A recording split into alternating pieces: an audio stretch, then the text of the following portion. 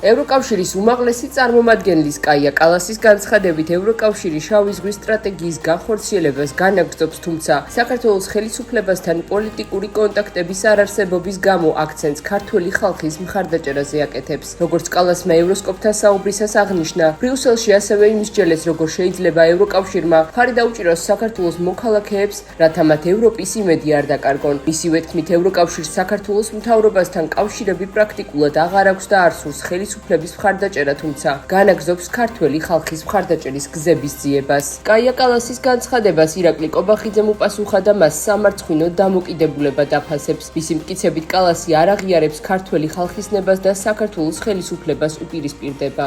რუსეთის ფედერაცია, რომელიც არ აღიარებს საქართველოს სუვერენიტეტს ჩვენი ტერიტორიების 20%-ზე, არის კალბატონი კაია კალასი, რომელიც არ აღიარებს საქართველოს სუვერენიტეტს ქვეყნის ტერიტორიის 100%-ზე. როდესაც ევროკავშირის უმაღლესი წარმომადგენელი არ აღიარებს ქართული ხალხის ნებას და უპირისპირდება ქართული ხალხის ნებას და ქართულ ხალხს, ეს არის ძალიან მძიმე მოვლენა. ევროკავშირის ბიუროკრატია არის აბსურდში შესული. თქვენ ძალიან კარგად იცით საქართველოს როლი დაკავშირებადობის კუთხით და საქართველოს როლი ამ კუთხით არის ბუნებრივია, საკვანძო, თუმცა თქვენ იცით, როგორი აბსურდული გადაწყვეტილებები მიიღეს მათ თავის დროზე, მაგალითად გაიმართა მინისტერიალი, სადაც იყო მიწვეული 7 ქვეყანა მინისტრის დონეზე და საქართველოს არ მიიწვიეს მინისტრის დონეზე, მაშინ როდესაც სწორედ საქართველოა ის ქვეყანა, რომელიც ყველა დანარჩენს, 7-ვე დანარჩენს აკავშირებს შავ ზღვას.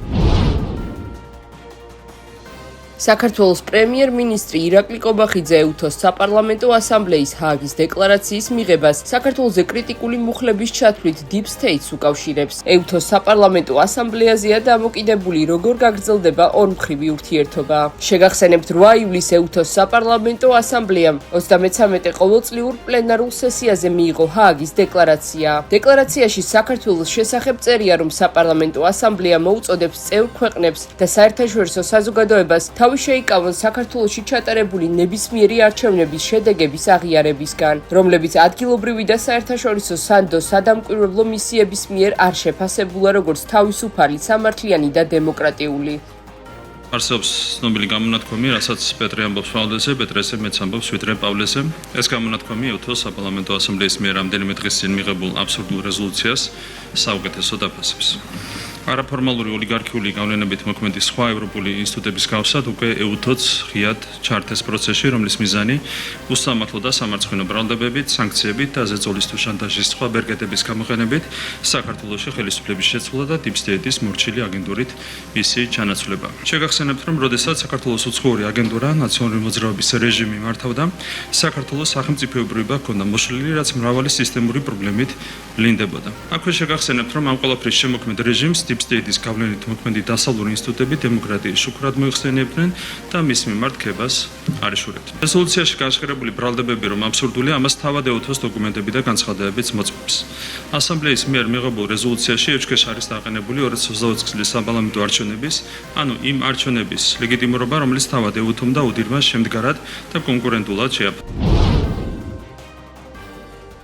გარემოს ეროვნულმა სააგენტომ თელავში ღვარცოფის შესახებ პირველადი შეფასება გამოაქვეყნა და აცხადებს, რომ სტიქიის ზონის დეტალურ შესწავლას აგრძელებს. პირველადი შეფასებით თელავის მუნიციპალიტეტში მოსულმა უხმა ატმოსფერულმა ნალექმა მდინარე თელავის ხევის აუზში ღვარცოფული პროცესების მკვეთრი გააქტიურება გამოიწვია. მდინარის შუაწელში განთავსებულმა სამმა ღვარცოფ დამჭერმა ნაგებობამ ნაწილობრივ უზრუნველყო ნაკადის ფილტრაცია. ქალაქის ტერიტორიაზე მდინარის კალაპოტმა ვერ უზრუნველყო ღვარცოფული ნაკადის სრული გატარება და გადავიდა მიმდებარე ტერიტორიაზე. ღვარცოფული მასის ძირითადი აკუმულირება თელავის ქვედა ნაწილში ცალკეული ინფრასტრუქტურული ობიექტების მიმდებარედ დაფიქსირდა, აცხადებენ გარემოს ეროვნულ სააგენტოში.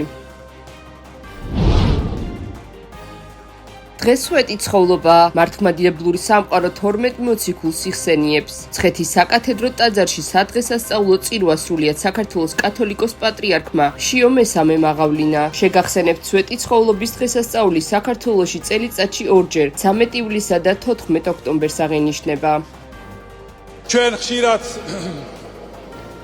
ვერ ვაცნობიერებთ, რაოდენ მადლობლები უნდა ვიყოთ მოციქულების. მათი პიროვნებები, მათი ღვაწლი ხომ საფუძველია ჩვენი ეკლესიის და შეიძლება ითქვას, რომ დღეს ჩვენი ერი რომ არსებობს და ცოცხლობს, ეს მათი ღვაწლის, მათი ქადაგების დამსახურებაა. მართლმადიდებელი ეკლესიის ერთგულებამ განაპირობა ჩვენი ერის გადარჩენა როგორც ფიზიკურად, ასევე სულიერად. ერთგულება ეკლესიის და მოციქულთა გზის გაგრძელება არის საწინდარი შემდგომი ჩვენი გადარჩენის და განვითარების. დღეს ჩვენს ეპოქაშიც არიან ასეთი მოღვაწეები ჩვენს უახლეს ისტორიაში და ჩვენ მოვესწარით ასეთ ადამიანებს.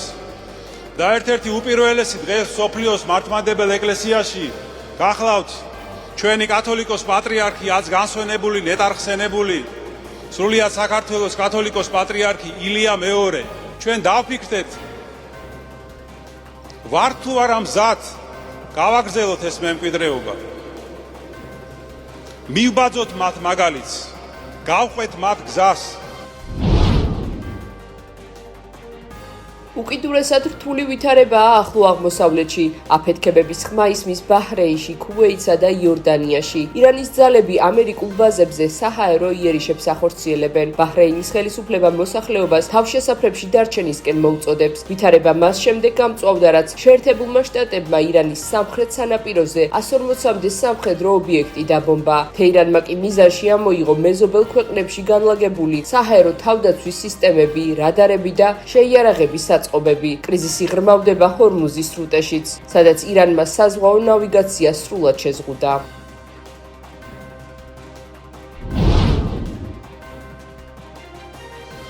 ოფიციალური მონაცემებით ივნისის ბოლოს ევროპის დასავლეთ ნაწილში მომხდარი რეკორდული სიცხის დროს კონტინენტის ქვეყნებში ჭარბის სიკვდილის 10,000-ზე მეტი შემთხვევა დაფიქსირდა. ინფორმაციას როიტერსი ავრცელებს. ევროპის დაავადებათა პრევენციისა და კონტროლის ცენტრისა და ჯანდაცვის მსოფლიო ორგანიზაციის მიერ მხარდაჭერილი ქსელის ევრომომოს მიერ გამოქვეყნებული მონაცემების თანახმად, აბსოლუტური უმრავლესობა 9,000-ზე მეტი ადამიანი 65 წლის ან უფრო მეტი ასაკის იყო. როგორც მედია წერს, ექსტრემალურმა სიცხემ შეიძლება ფატალური შედეგი გამოიწვიოს სითბური დარტყმის ან გულსის ძარღვთა და სასუნთქი გზების მდგომარეობის გაუარესების გამო. ხანდაზმული ადამიანები კი მეტად დაუცველ ჯგუფს წარმოადგენენ.